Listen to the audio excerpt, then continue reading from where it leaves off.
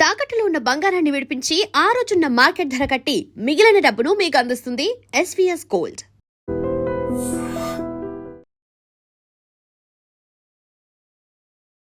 ఇవాల్టి నుంచి ఐడ్రీమ్ మీడియాలో కర్మ వర్సెస్ ధర్మ సిరీస్ ప్రారంభం కాబోతోంది. జీవిస్తున్న ప్రతి ఒక్కరూ కూడా కర్మ సిద్ధాంతం ప్రకారమే బ్రతుకుతూ ఉన్నారా? మనం పూర్తిగా తీసేయలేకపోయినా, పూర్తిగా మార్చుకోలేకపోయినా, మనము తీసుకునే నిర్ణయాల వల్ల మనం కర్మ నుంచి బయటపడొచ్చు కూడా. మన పుట్టుక అనేది మనం ఎక్కడ పుట్టాలి, ఎవరికి పుట్టాలి, ఎలా, ఏ శరీరంలోకి మనం ప్రవేశించాలి, ఇవన్నీ కూడా కర్మ సిద్ధాంతమేనా? 100%. ఇప్పుడు ఎవరెవరికి పుడుతున్నారు, ఎలా పుడుతున్నారు, ఎందుకు పుడుతున్నారు, వాళ్ళ లైఫ్ స్టైల్స్ ఏంటి అనేది మనం చూస్తే ఏదో సిస్టమ్ నడిపిస్తుంది కదా. చాలా ప్రయాణం చేసి చాలా కష్టపడితే ఒక స్థాయికి వచ్చి తర్వాత సుఖపడిన వాళ్ళు ఎంతో మంది ఉన్నారు. మీరు కర్మ సిద్ధాంతంలో ఎక్కువగా చెప్తారు ఏంటి అంటే క్షమించాలి, ఎవరికి హాని చేయొద్దు, బాగా బతకాలి అని. కానీ ఎంతవరకు క్షమించచ్చు? నిజంగా ఒక మనిషి నిన్ను బాధపడుతున్నారు అనవసరంగా, అన్యాయంగా అంటే అర్థం ఏంటి అంటే నీ మీద వాళ్ళకి గౌరవం కానీ ప్రేమ కానీ లేనట్లే. అలాంటి వ్యక్తితో ఉండాలా లేదా అనేది నీ నిర్ణయమే కదా.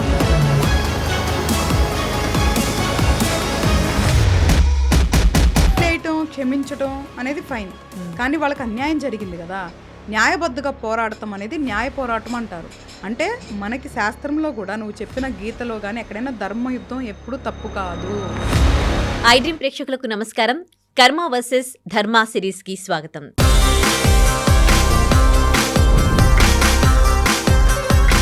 ఇవాల్టి నుంచి ఐడ్రీమ్ మీడియాలో కర్మ వర్సెస్ ధర్మ సిరీస్ ప్రారంభం కాబోతోంది.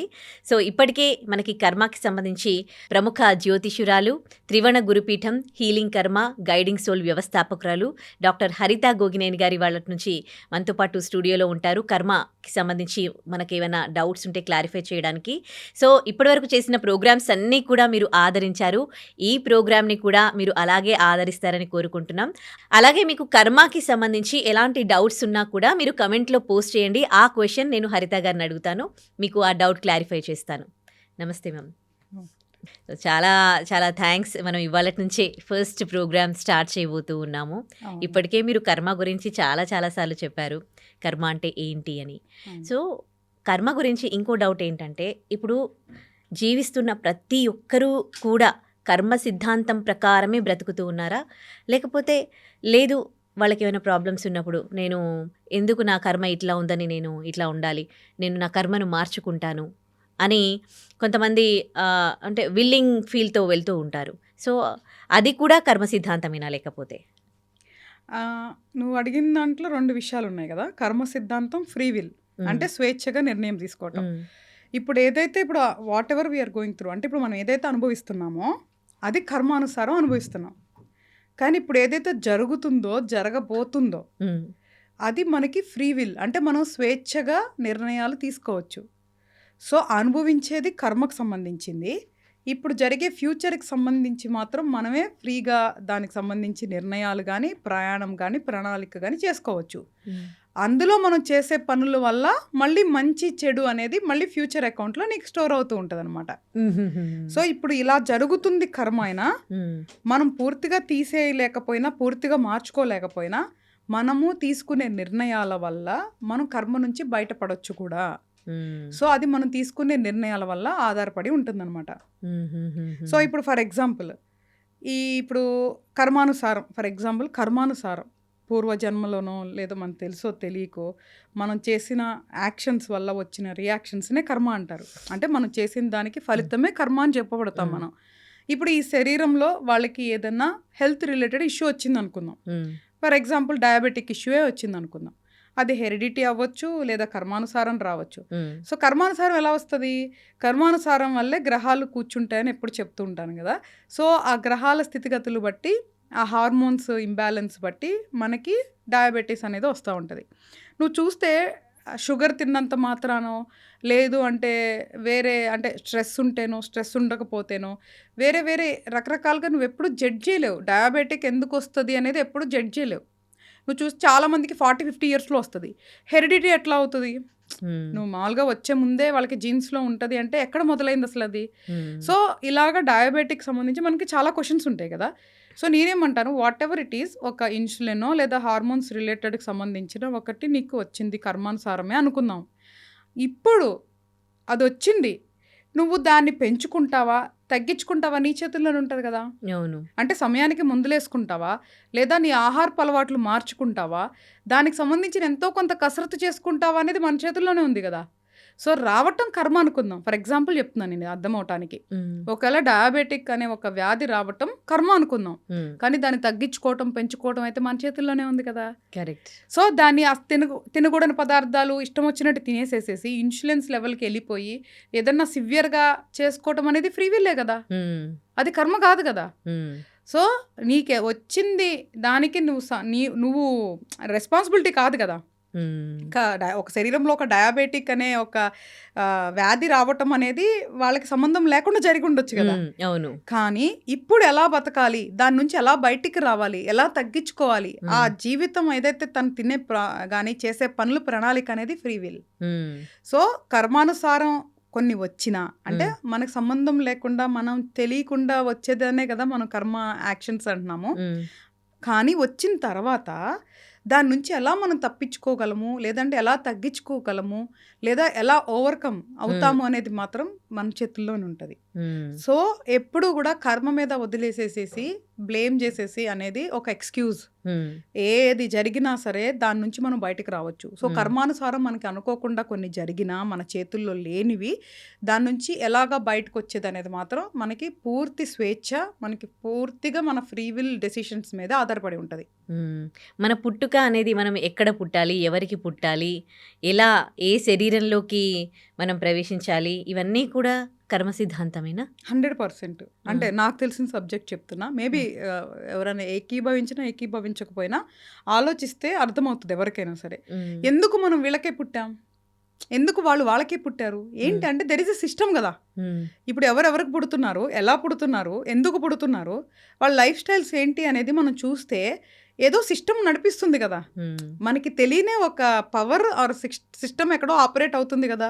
సరే అది మనం ఎవరు చూడలేదు, బట్ చూసిన దాన్ని బట్టి అర్థం చేసుకుంటే మన యొక్క ప్రీవియస్ యాక్షన్స్ వల్ల ప్రజెంట్ రియాక్షన్స్నే కర్మ అని మనం ఎలా చెప్తున్నామో, ఒక మనిషి అంటే ఒక ఆత్మ అని చెప్తాం మనం బేసికల్గా, సోల్. బేసికల్గా ఒక సోల్ తన ప్రీవియస్ పునర్జన్మ అంటే ప్రీవియస్ జన్మలో, పునర్జన్మ అంటే మళ్ళీ ప్రీవియస్ బర్త్లో వాళ్ళు చేసిన తప్పొప్పులకి సంబంధించిన లెక్కని తీర్చుకోవటానికి కోసం ఏ శరీరంలో ఎవరికి ఎలా పుట్టాలి అనేది కర్మ నిర్ణయిస్తుంది. దాన్ని ఆపరేట్ చేయటానికి జ్యోతిష శాస్త్రం ఎక్కడ ఉపయోగపడుతుంది అంటే దాన్ని ఆపరేట్ చేయడానికి గ్రహాలని ఆ స్థితిగతుల్ని నిర్ణయిస్తుంది. సో ఎలాంటి తల్లిదండ్రులకి పుట్టాలి, ఎలాంటి వాళ్ళతో నువ్వు ప్రయాణం చేయాలి, ఎలాంటి శరీరం ఉండాలి, ఎలాంటి రోగాలు ఉండాలి, ఎలాంటి ఇల్లు ఉండాలి, ఎలాంటి తిండి తినాలి, ఎలాంటి బట్టలు వేసుకోవాలి అనేది మొత్తం కూడా ప్రీ డిఫైన్డ్ ప్రోగ్రామే. ఇది నేను నేర్చుకొని రీసెర్చ్ చేస్తున్న అర్థం చేసుకున్న కర్మ సిద్ధాంతంలోని ఒక భాగం. అయితే ఎలాగ ఈ నిర్ణయించబడుతుంది అంటే, ఒకవేళ ఎక్కువ ఏదన్నా అనుభవించాలి, ఎలాంటి శరీరంలోకి పంపిస్తుంది ఈ ఆత్మని అంటే, రోగాలు వచ్చే దానికి అనుకూలంగా ఉన్న శరీరం, పేదరికంలో పుట్టే శరీరం, డబ్బుతో పుట్టే శరీరం, మంచిగా అన్నీ అనుభవించేలాగా వచ్చే శరీరం, కష్టాలు పడే వచ్చే శరీరం, ఇట్లాగా ఆ శరీరాన్ని నిర్ణయించి ఆ శరీరంలోకి ఈ ఆత్మని పంపిస్తుంది కర్మ. సో ఇదంతా కూడా ప్రీ డిఫైన్డ్ ప్రోగ్రాము. మనం చేసిన లెక్కలకి తగ్గ రిజల్ట్స్ ఇట్లా వస్తుంది అనమాట. అలా వచ్చినప్పుడు కూడా ఇక్కడ వెరీ సింపుల్ ఏంటి అంటే, నువ్వు ఇంతకుముందు తెలిసి తెలియక అంటే ప్రీవియస్ జన్మలో తెలిసి తెలియక చేసిన వాటికి ఇప్పుడు రిజల్ట్స్ కదా, దానికి తగ్గట్టుగా నువ్వు పుట్టావు. కానీ ఇప్పుడు మళ్ళీ చెడు కర్మ చెయ్యకుండా మంచి విల్తో మంచి ఆలోచనలతో కనుక మనం ప్రయాణం చేయగలిగితే మన తలరాతల్ని మనం మార్చుకోవచ్చు. సో నువ్వు చూస్తే చాలామంది పేదరిక కుటుంబంలో పుట్టినా కూడా గొప్ప గొప్ప వ్యక్తులైన వాళ్ళు ఎంతమంది ఉన్నారు, గొప్ప గొప్ప ధనికులైన వాళ్ళు ఎంతమంది ఉన్నారు. అంతెందుకు ఈరోజు నువ్వు చెప్పే హిస్టరీలో ఉన్న సక్సెస్ స్టోరీస్ వాళ్ళందరూ కూడా రోడ్డు మీద నుంచి వచ్చిన వాళ్ళే. వాళ్ళు పేదరికంలో పుట్టాం కదా అని అలాగే వాళ్ళ ఆలోచనలు ఆగిపోలేదు. వాళ్ళు చాలా ప్రణాళిక చేసుకొని, చాలా ప్రయత్నాలు చేసుకొని, చాలా ప్రయాణం చేసి, చాలా కష్టపడితే ఒక స్థాయికి వచ్చి తర్వాత సుఖపడినోళ్ళు ఎంతోమందున్నారు. అంటే అది కర్మలో రాసిపెట్టుందేమో అలా కూడా అనుకోవచ్చు కదా? కాదు. కర్మ అనేది నువ్వెక్కడ పుట్టాలో నిర్ణయించేసింది. హ్మ్. నువ్వేం చేయాలో నిర్ణయించేసింది. ఎప్పుడు నువ్వు ఎక్స్‌క్యూజ్ తీసుకుంటావు? మనం చేసే యాక్షన్స్, మన ఆలోచనల పద్ధతి వల్ల మనం డిస్కౌంట్ గానీ, లేదు అంటే గనక బోనస్ కానీ పొందుతావు నువ్వు. హ్మ్. సో, మనకి ఫ్రీ విల్ అనేది 100% ఉంటది. అంటే గెలుపోటములు కర్మ కాదా? గెలుపోటములు. మన అంటే లైఫ్‌లో మనం జయించడం, మనం ఏమైనా అనుకున్నది సాధించడం, సక్సెస్ అవ్వడము. ఫ్రీ విల్ కూడా ఉంటది. హ్మ్. ఎందుకుంటది అంటే, ఇప్పుడు ఈ కర్మానుసారం నువ్వు సపోజ్‌గా ఒక లైఫ్ లీడ్ చేస్తున్నావు. హ్మ్. ఇప్పుడు నువ్వు అన్నట్లు గెలుపోటములంటే ఏదన్నా పని చేసినప్పుడే కదా! హ్మ్. బట్ అసలు అందులోకి నువ్వు వెళ్ళాలి కదా! నువ్వు గెలవాలన్నా, ఓడాలి అన్నా కూడా నువ్వు ఏదో ఒకటి చేయాలి కదా! హ్మ్. అసలు అది చేసే వరకు వెళ్తదా లేదా అనేది ఫ్రీ విల్. ఓకే. వెళ్ళిన ఆ! తర్వాత మేబీ మనకున్న కర్మ వల్ల 10 సార్లు ఓడిపోవచ్చేమో. 11సారి గెలవచ్చేమో. నువ్వన్నట్లు చాలా మంచి కర్మ ఉంటే రెండోసారికి గెలవచ్చేమో. హ్మ్. కానీ పోరాడతావా లేదా అనేది నీ ఫ్రీ విల్ కదా! హ్మ్. సో, పోరాడాలని నేచరే నువ్వు. సో, 10 సార్లైనా పర్వాలా, 11 సార్లు గెలుస్తాను అనేది నీ విల్ కదా! హ్మ్. That is called will power.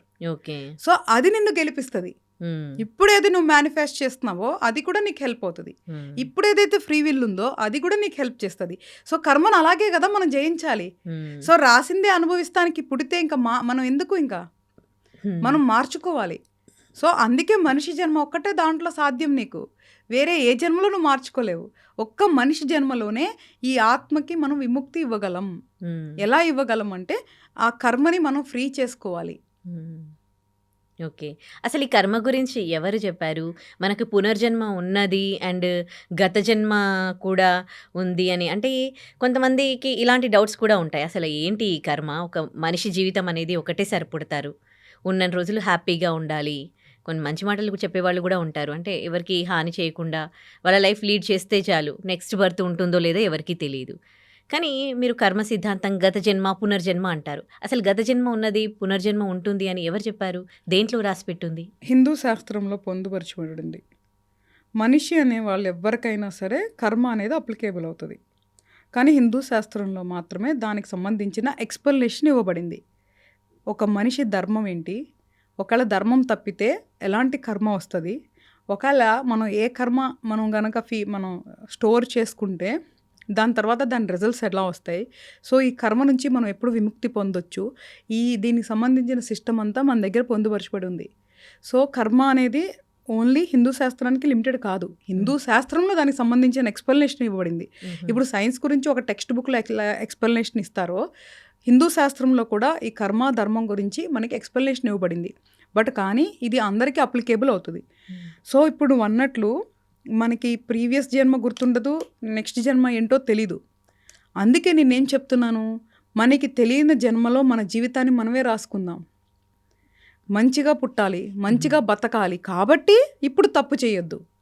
ఈ జన్మలో నువ్వన్నట్లే మనకి నచ్చినట్లే బతుకుదాం. కానీ ఎవరిని మోసం చేయకుండా, ఎవరిని బాధ పెట్టకుండా. అంటే ధర్మాన్ని తప్పకుండా మనకి నచ్చినట్లే బతుకుదాం. ఇప్పుడు నేను ఒక ఫుడ్ ఏదన్నా తినాలి అనుకుంటున్నా, ఆహార పదార్థం. నేను హ్యాపీగా దానికి సంబంధించినవన్నీ కొనుక్కొని తీసుకొచ్చి మా ఇంట్లో ఎవరైనా ఉన్నారో వండుకొని తిని తృప్తిగా ఉండటం ఇది ఒక పద్ధతి. హ్మ్. కానీ నేను తినాలనుకుంటున్నాను. కానీ నేను వండుకోకుండా ఎవరి దగ్గరో లాక్కొని తింటా. హ్మ్. అది తప్పు. హ్మ్. సో, నువ్వెలా తినాలనుకుంటున్నావు, ఎలా తిన్నావు అనేదే దాని నుంచి వచ్చే రిజల్ట్సే కర్మ. హ్మ్. కర్మ అనేది ఎప్పుడు మంచి, చెడు అని కాదు. కర్మ is results of your action. మనం చేసే దానికి ఫలితమే కర్మ. Very simple. హ్మ్. ఏం చేస్తామనేది మన చేతుల్లోనే ఉంది కదా! హ్మ్. కాబట్టి ఇప్పుడు తినాలనుకుంటున్నాం. మనం చాలా పద్ధతులున్నాయి. మనకి తినడానికి చాలా ఫుడ్స్ ఉన్నాయి. కొంతమంది ఎగ్స్ తింటారు, కొంతమంది వెజిటేబుల్స్ తింటారు, కొంతమంది మాంసాహారం తింటారు.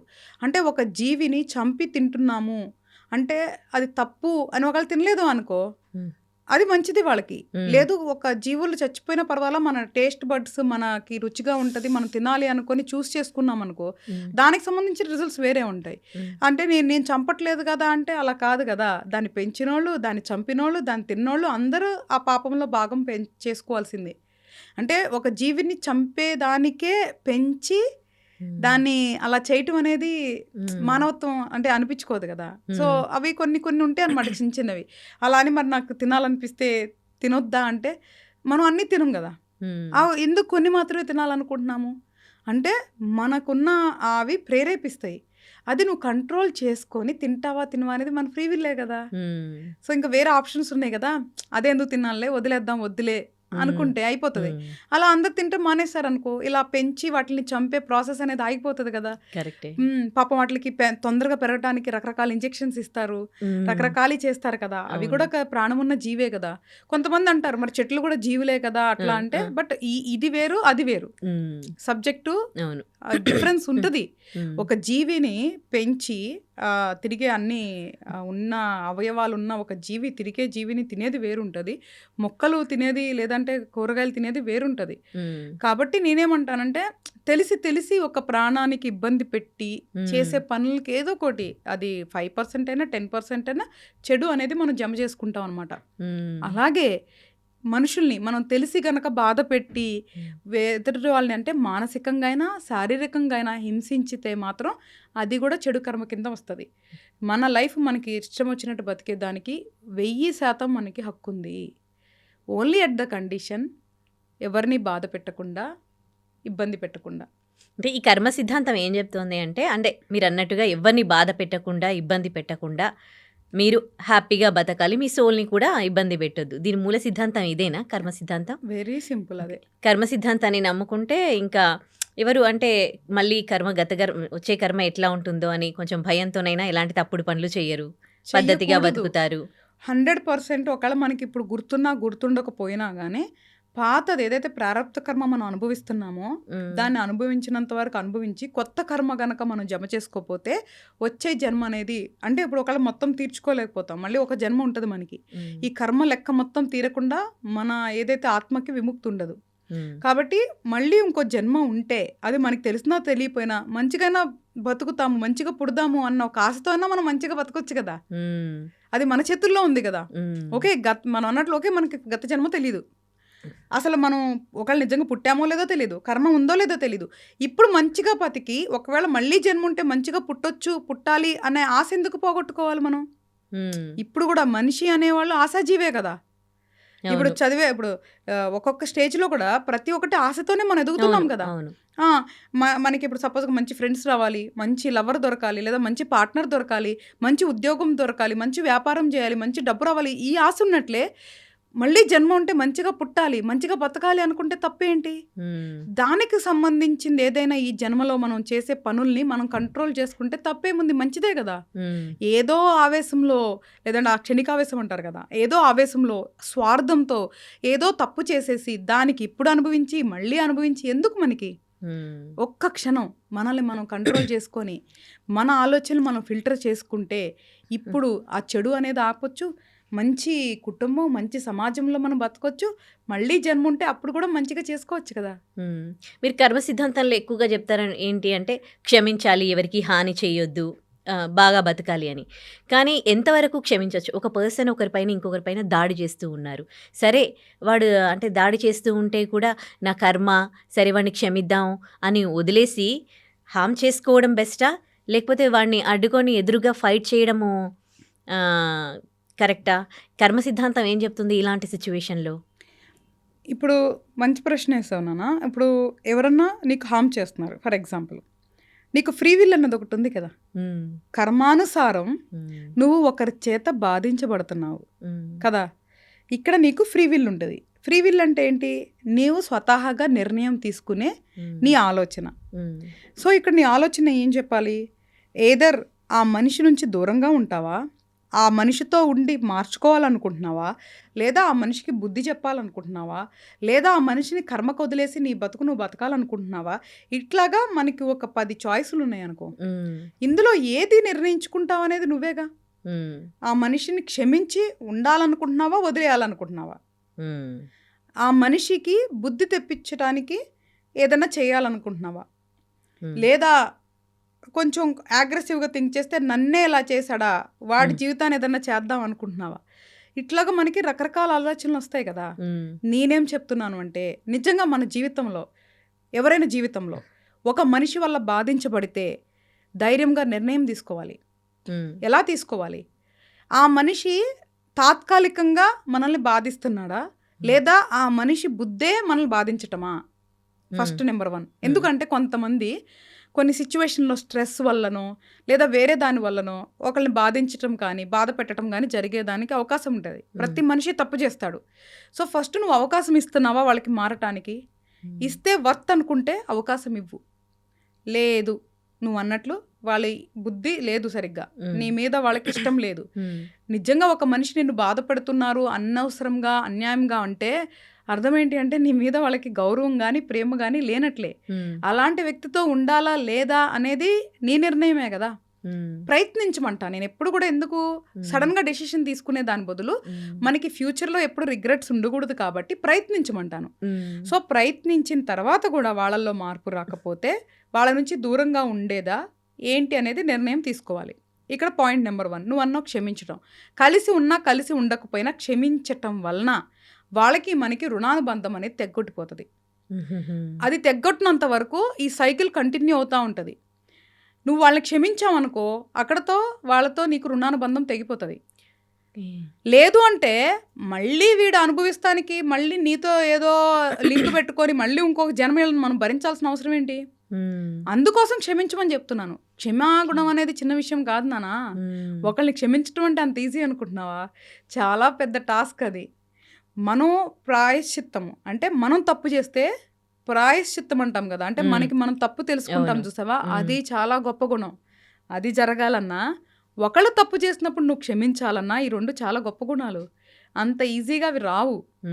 కాబట్టి ఆ యొక్క ఘర్షణలోంచి ఏదైతే నువ్వు బయటకు వస్తావో అదే నువ్వు. సో వాళ్ళని క్షమించి కలిసి ఉంటావా విడిపోతావా అనేది నీ నిర్ణయం. లేదు వాళ్ళకి లెసన్స్ టీచ్ చేయాలనుకుంటున్నావా, కాలం ఎట్లాగో టీచ్ చేస్తుంది. నన్ను నమ్మండి.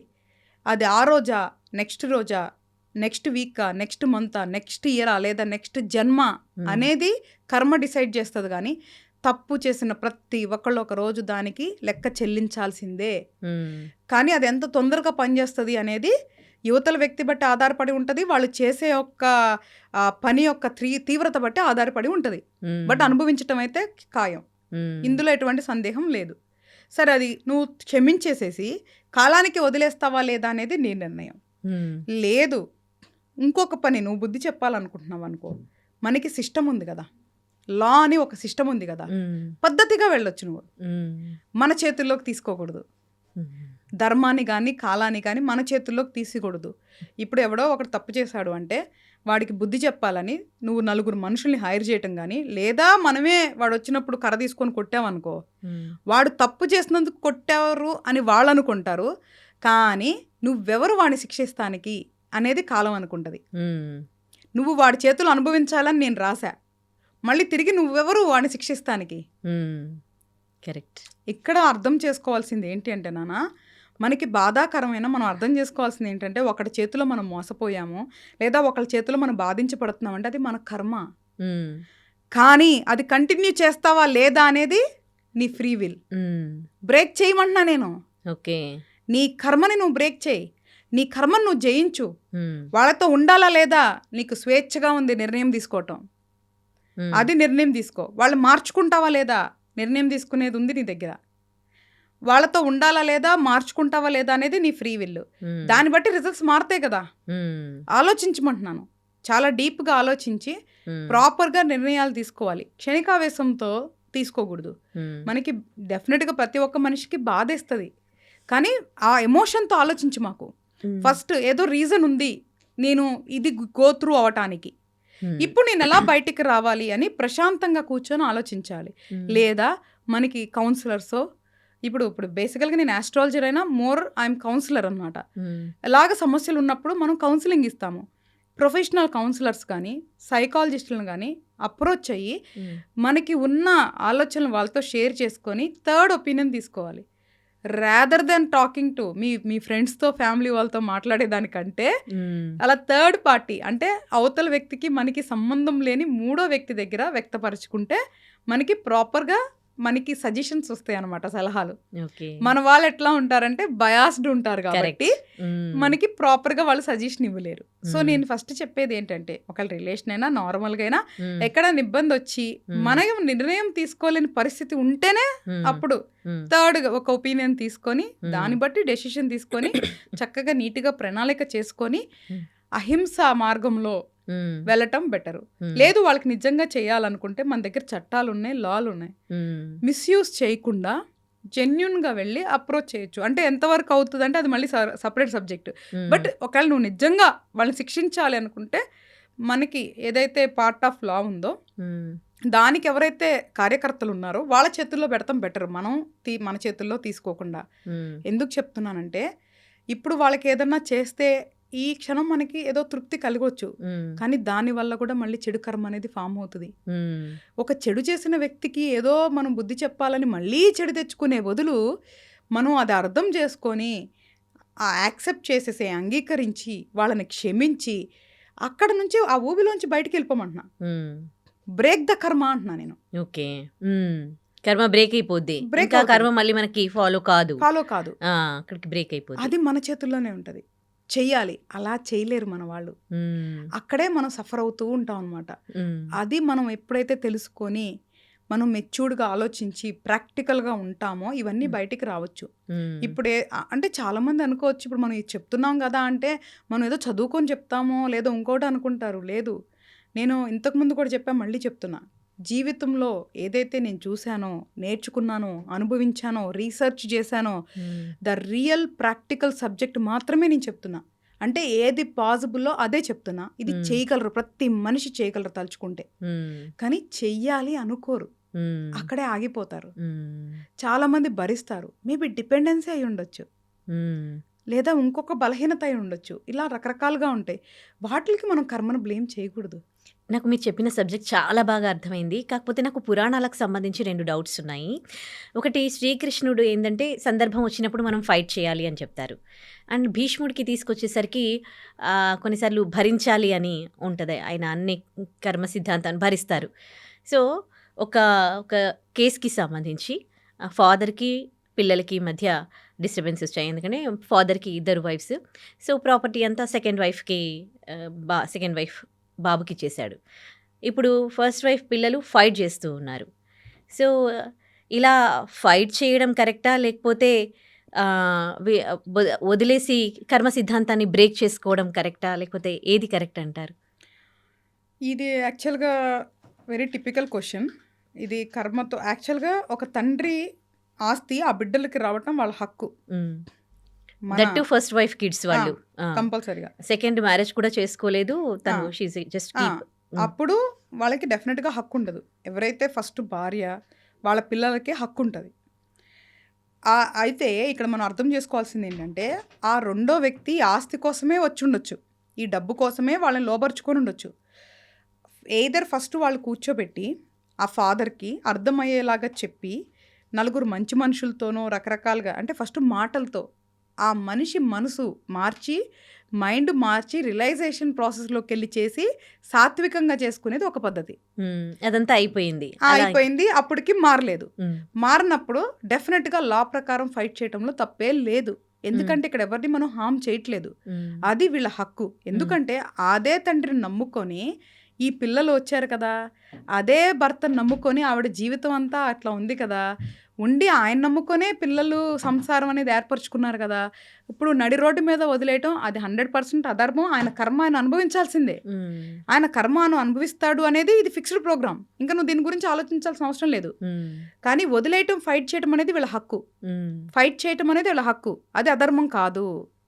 ఏదో బయట వాళ్ళ ఆస్తుల కోసం ఫైట్ చేస్తే అధర్మం తప్ప, సొంత తండ్రి ప్రాపర్టీ మిస్యూజ్ అయ్యి రాంగ్ హ్యాండ్స్లోకి వెళ్లకుండా వాళ్ళ తల్లి కోసం వాళ్ళ కోసం పోరాడటం అనేది తప్పు కాదు.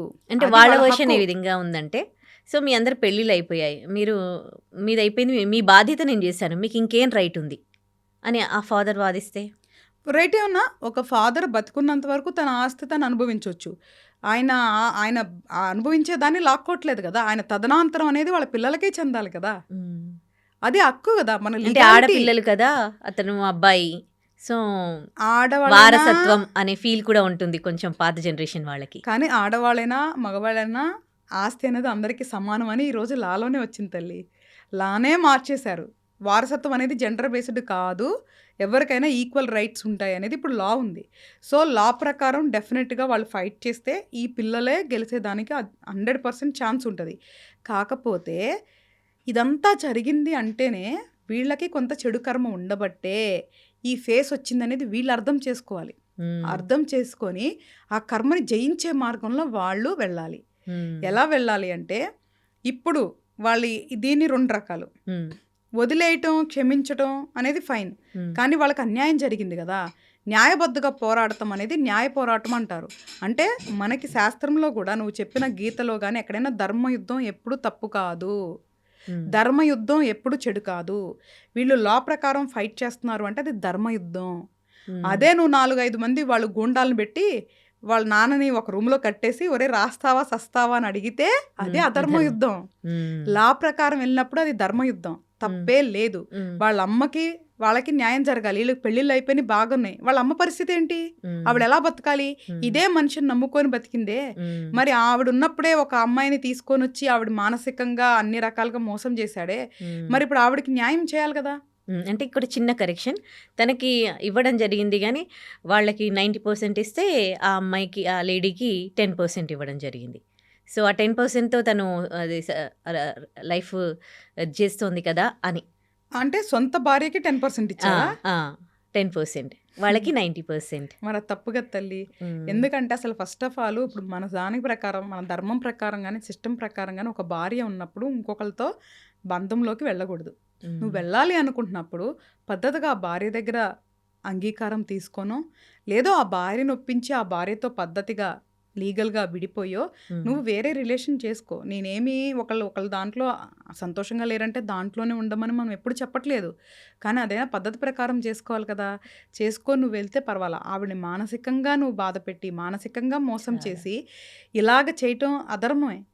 వాళ్ళకి చెడు కర్మ చాలా తీవ్రంగా ఉంటుందమ్మా. ఇందులో కర్మ వచ్చే రిజల్ట్స్ కూడా కొన్ని తీవ్ర కర్మలు అంటారు, కొన్ని చిన్న కర్మలు ఉంటాయి, మీడియం కర్మలు ఉంటాయి, తీవ్ర కర్మలు ఉంటాయి. అది చాలా తప్పు. కాబట్టి వాళ్ళు ఎప్పుడైతే అన్యాయం అనిపిస్తే న్యాయంగా పోరాడటం అనేది ధర్మయుద్ధం, అందులో తప్పే లేదు. మనం ఉన్న ఏమీ లాక్కొని వాళ్ళని నడి రోడ్లో పంపించట్లేదు కదా. ఆయన తదనంతరమే వచ్చినా పర్వాలేదు, ఉన్నన్నాళ్ళు ఎంజాయ్ చేసుకోమండి. ఆ తదనంతరం ఎవరైతే బిడ్డలు ఉన్నారో వాళ్ళకే హక్కు ఉంటుంది కాబట్టి పోరాడాలి. నేను ఇదే చెప్తున్నా, కర్మని అర్థం చేసుకోండి, బలహీనులు అవ్వద్దు, బలవంతులు అవుదామంటున్నా. కర్మను అర్థం చేసుకొని మనం కర్మని జయించి మంచి మార్గంలో ప్రయాణిస్తూ బలవంతులు అవుదామంటున్నా. ఇప్పుడు నేను కర్మ గురించి చెప్పేదంతా కూడా మీరు ఒప్పేసుకొని సరెండర్ అయిపోయి అనుభవించండి నేను ఎక్కడ చెప్పను. మనం దాని నుంచి బయటకు వద్దామని చెప్తున్నా. అందుకే అలాంటి సిచ్యువేషన్లో ధర్మంగా పోరాడటంలో తప్పే లేదు, కర్మకి వదిలేయాల్సిన అవసరం అంతకంటే లేదు. చాలా చాలా మంచి పాయింట్స్ చెప్పారు. Thank you so much madam.